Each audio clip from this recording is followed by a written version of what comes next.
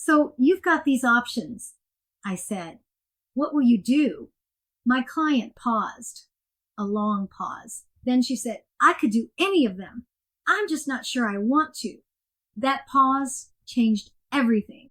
It revealed something important, the gap between what she was able to do and what she was willing to do. And that distinction matters more than most coaches realize.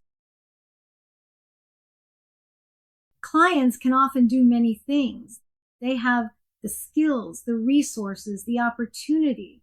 But the real question is, will they actually do them? There's something fundamentally different between asking, what could you do? And asking, what will you do? The first opens possibilities. The second surfaces true intention.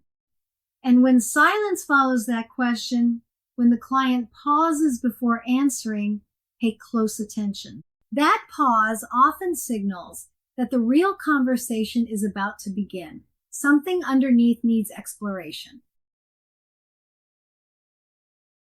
Look at how ICF frames this marker. The coach invites the client to generate ideas about how they can move forward and what they are willing or able to do. Notice it specifies both, willing or able. That's not accidental language. ICF is highlighting that these are two distinct elements, and both matter for sustainable action. Ability without willingness doesn't lead to follow-through. And willingness without ability creates frustration. True commitment lives at the intersection of both. Let's be clear about what these words mean. Able is about capacity, the skills, resources, time, and circumstances needed to take action. It's asking, can they actually do this? Willing is about motivation, the desire, priority, and genuine commitment to actually do it. It's asking, do they want to?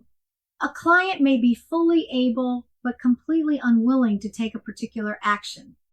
They have the skills, they have the time, but something in them says no. Or a client may be deeply willing, they really want this, but not yet able given their current circumstance. They need to build capacity first. True commitment requires both dimensions to align. After you've explored possibilities, here's how you help clients move toward commitment.